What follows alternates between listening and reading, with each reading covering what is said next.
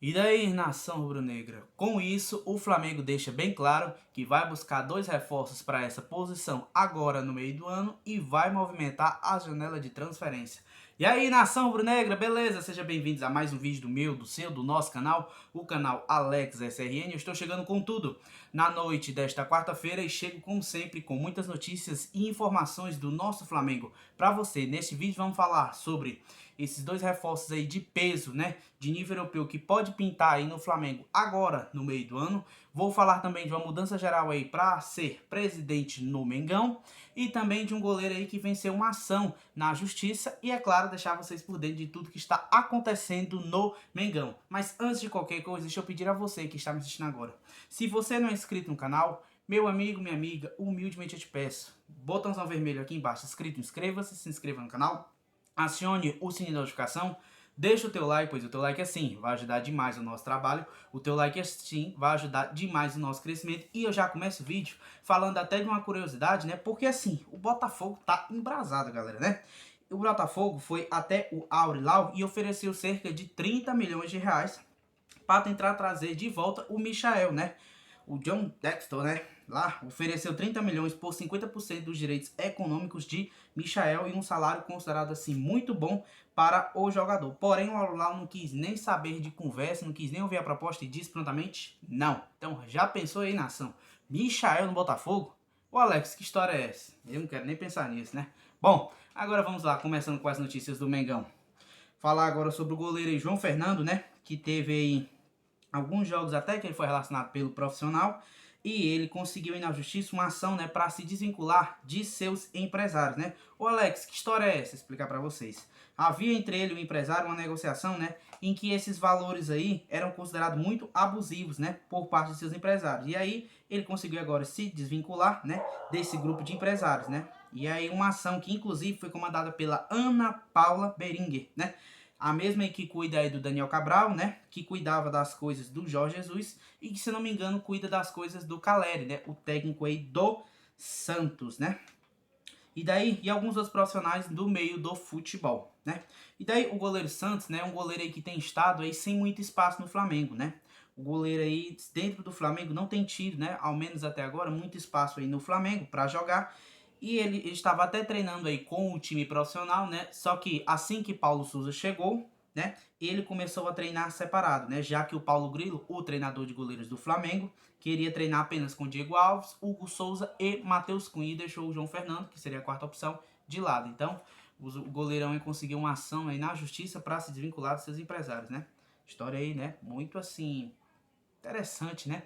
Ainda bem que esperamos que esteja sido boas para ambas as partes, né? Bom, mudando de assunto, falar agora sobre Paulo Souza, né?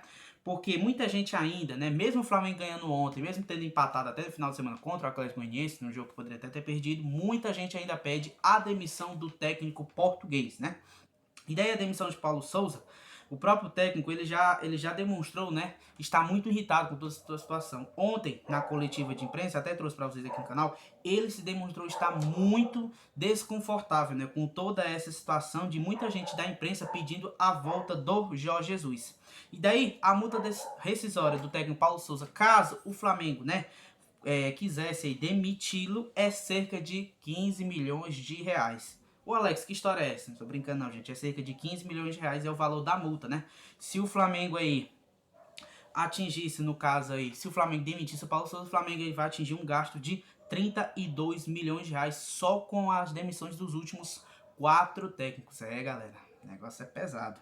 Daí teve o Domi, o Flamengo gastou 12 milhões. Teve o Rogério Ceni, o Flamengo gastou um pouquinho mais. Teve o Renato Gaúcho, né? O Flamengo não gastou nada porque era final de contrato, né, lá com o Renato Gaúcho. E agora com o Paulo Souza, se caso ele for demitido, né, fosse demitido, o Flamengo teria que desembolsar algo em torno aí de 15 milhões de reais. Então, é um valor aí considerado alto aí, né, gente? E aí o Mengão gastando muito aí só com demissões de técnico, né? Então, vamos ver como é que fica toda essa situação, né? Fato é, galera, que o Paulo Souza a nação está dividida entre uma parte que quer o técnico e a outra parte que não quer.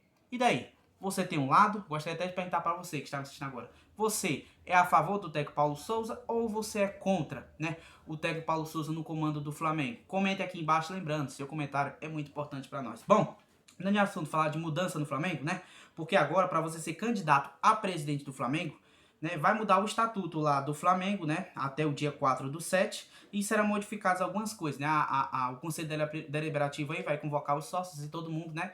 Para votar essas emendas, né? E daí, algumas ideias aí que estão para ser modificadas, né, estão entre as propostas, o voto à distância, né, por exemplo, o sócio off-Rio, por exemplo, que é sócio off-Rio aqui do Nordeste, ou dos campos, né, que ele consiga votar à distância, né, ele vai poder votar à distância.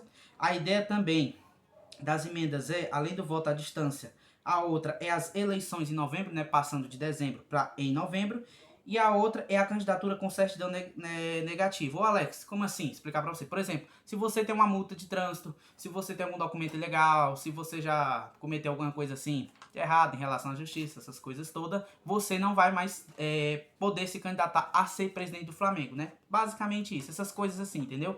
Não levando mais pro lado levando mais pro lado assim mais burocrático em relação a trânsito, outra coisa, mas em relação a algo até de justiça. Então assim, nesse caso, se for votado, né, e aceito aí, passado, você não vai poder mais ser presidente do Flamengo, né? E daí, são essas ideias que devem ser votadas aí nos próximos dias pelo Conselho Deliberativo aí do Mengão, né? Muita coisa acontecendo aí no Mengão, né? Bom, mudar de assunto, falar agora sobre o reforço do Mengão. Ô Alex, que história é essa, Alex?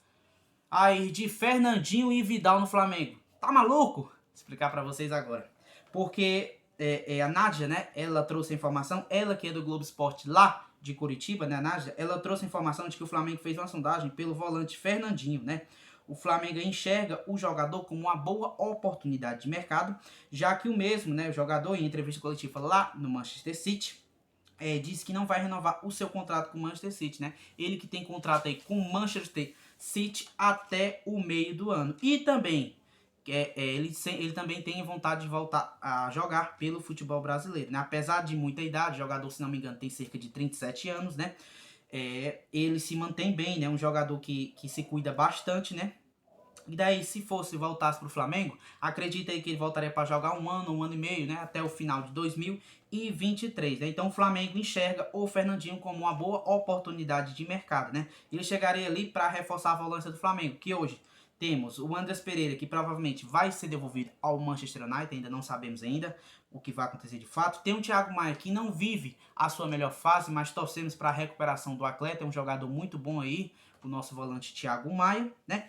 E aí, então, chegaria o Fernandinho, né? E além do Fernandinho, também quem poderia chegar é Arthur Vidal, né? Esse que tem contrato também até o meio do ano, poderia vir de graça aí pro Flamengo. Então, assim, na minha concepção hoje, acredito que até de vocês, é João Gomes mais um, sempre. João Gomes hoje é titular do Flamengo.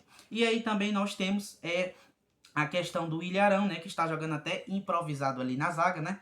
Então o Fernandinho chegaria aí para reforçar essa volância. Então eu queria até que vocês comentassem aqui embaixo. Quem é que você acha que deveria ser a volância do Flamengo? Caso o Fernandinho viesse, o Arthur Vidal. Para mim é João Gomes e mais um.